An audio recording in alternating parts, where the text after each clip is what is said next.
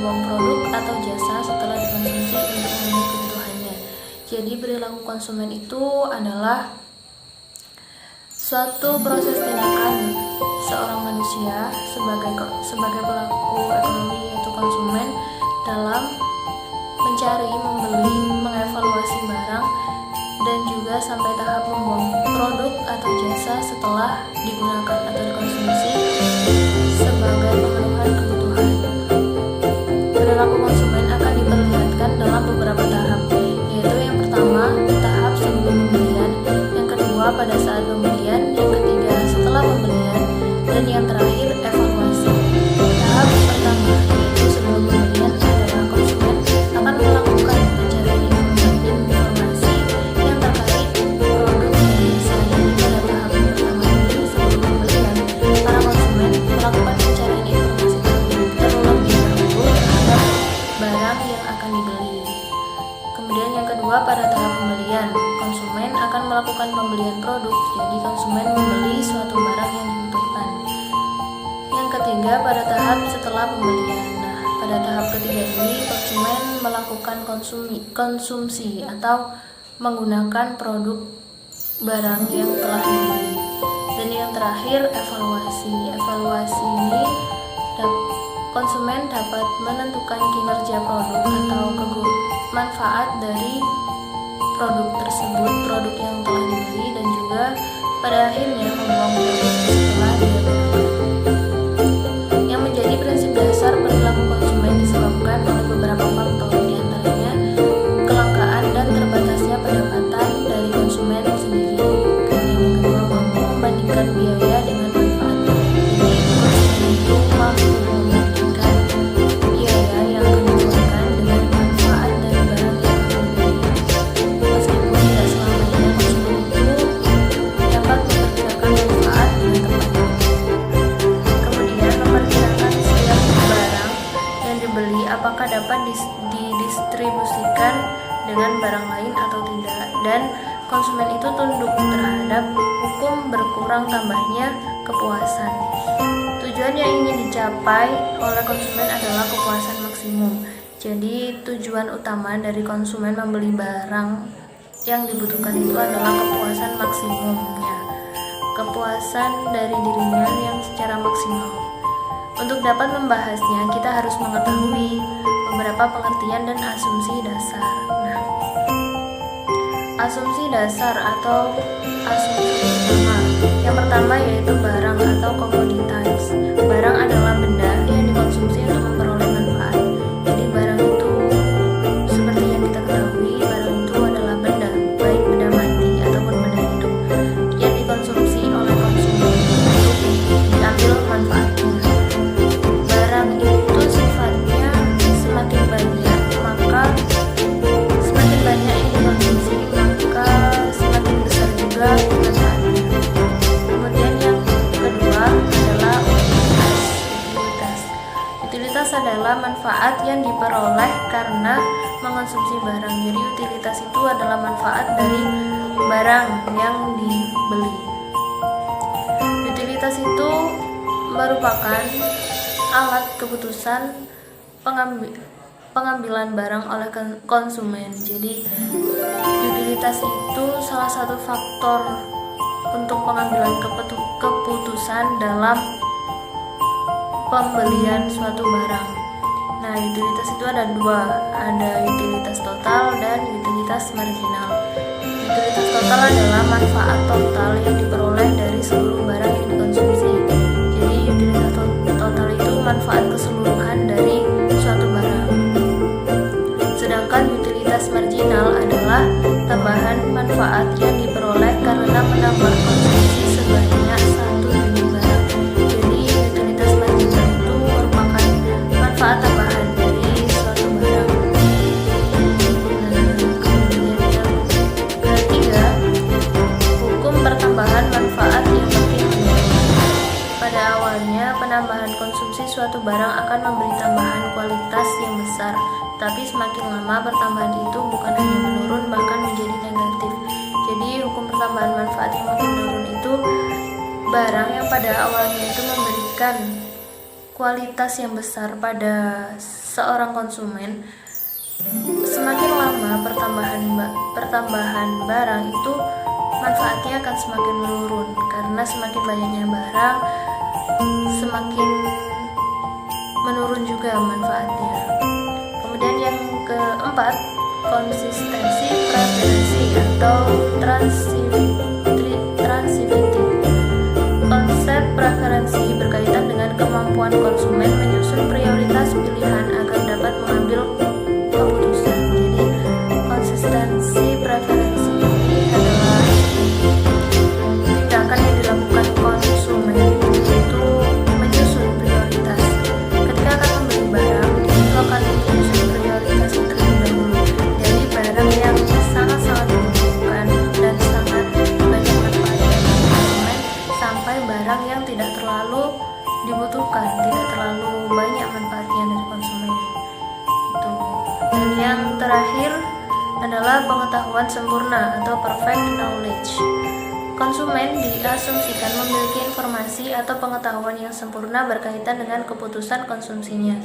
Jadi sebelum membeli, dia itu mengetahui informasinya terlebih dahulu. Jadi dengan dia mengetahui informasinya, dia akan tahu manfaat barang yang akan dibeli.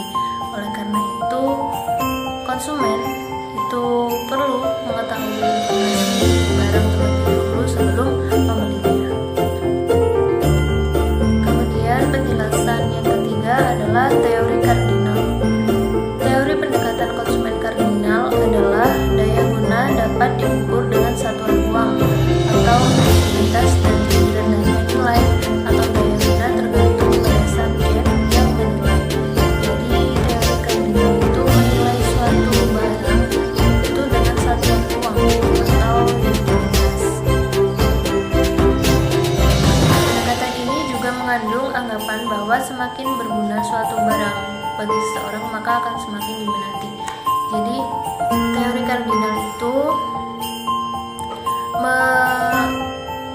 mengasumsikan atau mengartikan bahwa daya guna itu dapat diukur dengan satuan uang atau tinggi rendahnya nilai dari suatu barang gitu. Jadi kalau suatu barang itu semakin banyak diminati oleh para konsumen, maka semakin Jadi kalau barang itu semakin berguna bagi seseorang, maka banyak pula yang berminat dengan barang tersebut. Teori pendekatan kardinal ini memberikan penilaian bersifat subjektif atau tergantung pada sudut pandang subjek yang memberikan nilai. Kemudian juga teori kardinal menyatakan bahwa penggunaan dapat dihitung secara nominal, sebagaimana kita menghitung berat dengan gram atau kilogram, panjang dengan sentimeter atau meter. Itu. Selanjutnya yaitu teori kardinal.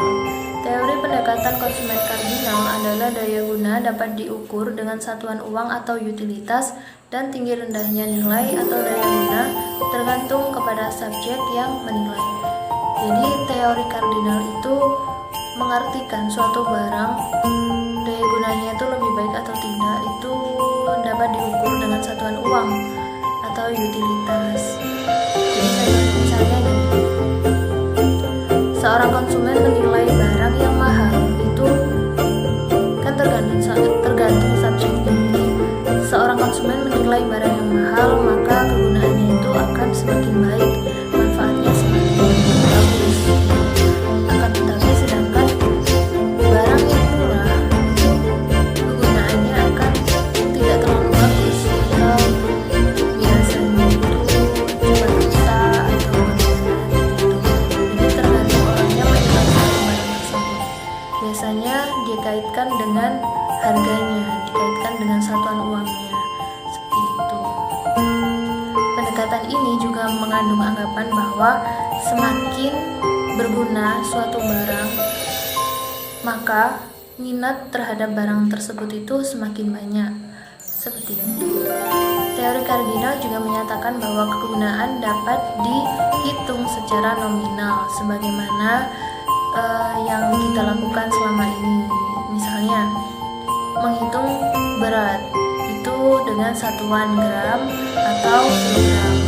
Kemudian menghitung panjang itu dengan satuan sentimeter atau meter, seperti itu.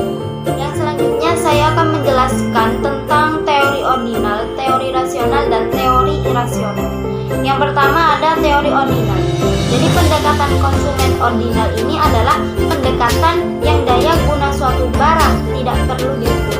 Cukup untuk diketahui dan konsumen mampu membuat urutan tinggi rendahnya daya guna yang diperoleh dari mengkonsumsi sekelompok barang. Jadi dalam teori perilaku konsumen dengan pendekatan ordinal ini, asumsi dasar seorang konsumen itu ada 3. Yang pertama ada konsumen rasional. Konsumen rasional ini mempunyai skala preferensi dan mampu meranking kebutuhan yang dimilikinya. Yang kedua ada kepuasan konsumen dapat diurutkan atau ordering. Yang ketiga ada konsumen itu lebih menyukai yang lebih banyak dibandingkan lebih sedikit. Artinya semakin banyak barang yang dikonsumsi menunjukkan semakin tinggi tingkat kepuasan yang dimilikinya. Jadi lebih ke lebih menyukai barang yang yang banyak dibeli oleh konsumen lainnya. Jadi kelemahan dari pendekatan konsumen ordinal ini yaitu terletak pada anggapan yang digunakan bahwa kepuasan konsumen dari konsumsi suatu barang dapat diukur dari satu kepuasan. Yang selanjutnya saya akan menjelaskan tentang teori rasional. Jadi teori ini menyatakan bahwa perilaku konsumsi yang dilakukan berdasarkan akal sehat atau dapat dikatakan juga dengan mengkonsumsi produk yang benar-benar dibutuhkan oleh konsumen. Jadi teori rasional ini lebih ke tindakan konsumen dalam melakukan pembelian barang atau jasa dengan mengedepankan aspek-aspek konsumen secara umum seperti kebutuhan utama atau kebutuhan primer, kebutuhan mendesak dan daya guna produk itu sendiri kepada konsumen pembelinya. Semisal contoh, seorang pelajar membeli seragam di sebuah toko seragam.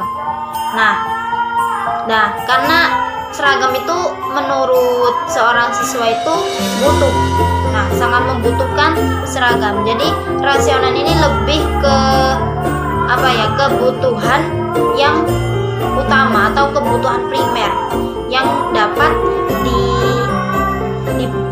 digunakan dengan jangka panjang. Dan selanjutnya ada ciri-ciri perilaku konsumen rasional. Jadi di sini ada perilaku konsumen ini lebih ke yang pertama ada konsumen ini mempunyai barang yang berdasarkan kebutuhan. Jadi rasional ini lebih ke mempunyai barang berdasarkan kebutuhan. Yang kedua ada barang yang dipilih konsumen memberikan kegunaan optimal bagi konsumen. Yang ketiga ada konsumen ini memilih barang yang mutu dan terjamin. Yang keempat ada konsumen ini mempunyai barang yang harganya sesuai dengan kemampuan konsumen. Jadi kalau rasional ini lebih ke mengedepankan aspek-aspek konsumen yang kebutuhan utamanya atau lebih ke kebutuhan yang benar-benar dibutuhkan. Yang selanjutnya ada teori irasional. Jadi teori irasional sendiri adalah teori ini menyatakan bahwa perilaku konsumsi yang dilakukan dengan tidak berdasarkan pada pertimbangan yang baik, karena konsumen ini membeli dengan alasan tertarik pada merek hanya karena sekedar ingin memiliki dan karena ada potongan harga. Jadi irasional ini lebih ke perilaku konsumen yang mudah terbujuk oleh iming-iming diskon atau marketing dari suatu produk tanpa mendahulukan aspek kebutuhan atau kepentingan pribadinya. Jadi kalau irasional ini lebih ke ke kebutuhan sesaat atau semisal ada seorang mahasiswa pergi ke mall. Nah, di situ ada sebuah diskon baju 30%. Nah, di situ ada jiwa rasa memilikinya, ingin membelinya. Akhirnya mahasiswa tersebut membelinya. Nah, meskipun itu manfaatnya tidak begitu penting untuk dirinya, karena hanya memiliki sifat untuk memiliki sesaat. Nah, ciri-ciri perilaku konsumen irasional sendiri ini ada: konsumen ini sangat cepat tertarik dengan iklan atau promosi di media cetak maupun elektronik. Yang kedua ada konsumen ini memilih barang-barang bermerek atau branded yang sudah dikenal luas. Yang ketiga ada konsumen memilih barang bukan berdasarkan kebutuhan, melainkan karena gengsi atau prestis. Nah, bisa disimpulkan kalau rasional yang tadi lebih mengedepankan kebutuhan atau aspek-aspek kebutuhan pribadi atau kebutuhan utama primer. Kalau irasional sendiri lebih mengedepankan kebutuhan yang yang menurut dia itu menyukai sebuah barang hanya untuk kepentingan sesaat. Contohnya tadi ada siswa yang pergi ke mall dan dia mengetahui ada sebuah diskon besar-besar, dia membelinya, dan akhirnya siswa tersebut membeli barang tersebut. Dan itu irasional yang dia promosi atau diskon lah. Jadi hanya itu yang dapat saya sampaikan tentang ordinal, rasional, dan irasional.